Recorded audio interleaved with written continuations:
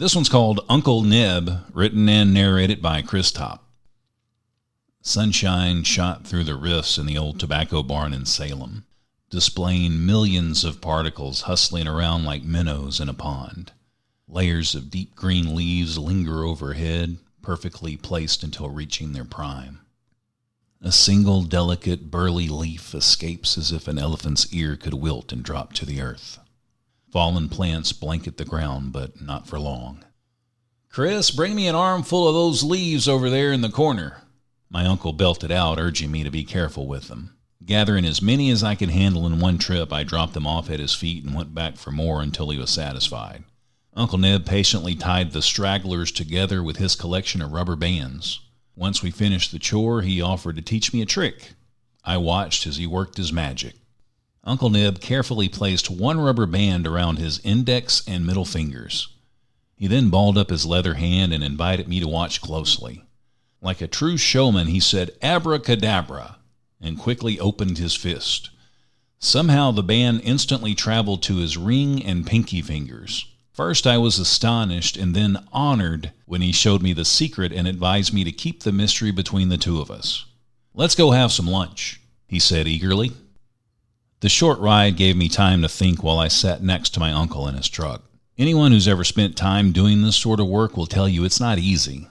Earlier, a constant stream of sweat dripped from my nose as I lifted the enormous stalks to drive a spike through each one onto a wooden stick. "Boy, make sure you don't run that into your hand. I doubt Aunt Faith would be happy," was the sound advice from my cousin Billy, and I wholeheartedly agreed. Uncle Nib would visit the house a lot to see my mom, his sister. They loved playing rummy, and both were great at complaining whenever they would lose. The tales they would tell of their youth were fun to listen to during the heated matches. By the end of the game, I knew exactly how far a nickel would get you when they were kids. I recall thinking about how much the world had changed by the time the torch passed on to my generation. On occasion, his truck would pull up at MCHS to give my buddy Jeff and me a ride home after football practice.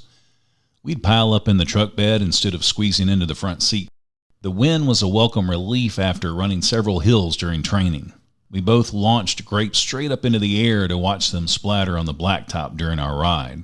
Sometimes my uncle had a watermelon or two in the back that may have disappeared before the final stop. Those ended up in our stomachs, not on the road. Often I'd catch a glimpse of Uncle Nib sitting atop the tractor with a close eye on everyone working the field. I rarely saw him in anything aside from those denim bib overalls and trucker cap. He never once told me what he was thinking during those long hours in the heat, but I knew. Not long ago, he could have worked circles around any one of his sons or me. Growing old must be difficult, but it happens to everyone if we're lucky enough. He would have instantly traded his seat for a hatchet to swing away at those stalks if he was capable. If I had to pick out one thing I enjoyed about working in tobacco, it would have to be the food ladies like my mother and cousins Donna and Terry prepared for us.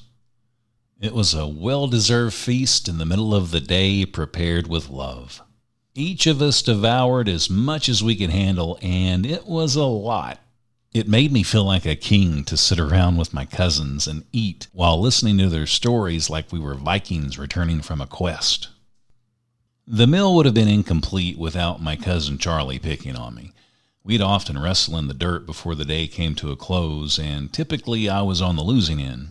He started with a headlock that I managed to wiggle from before turning the tables and throwing my older cousin to the ground. "Don't hurt him, Charlie," recommended Uncle Nib. Charlie responded with, "Don't hurt him." "Get him, boy," was all the encouragement I needed from Cousin Butch to pin Charlie down finally. I'm sure he let me win that one, but he never let on because that's what family does.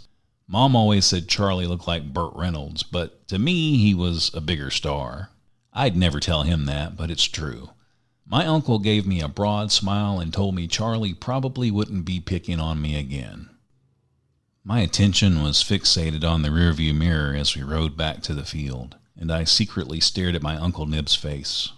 He drove slow anyway, but took extra precautions on the rocky river bottom roads.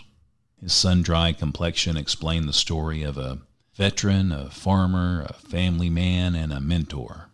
Each wrinkle was forged from a lifetime of tears and laughter.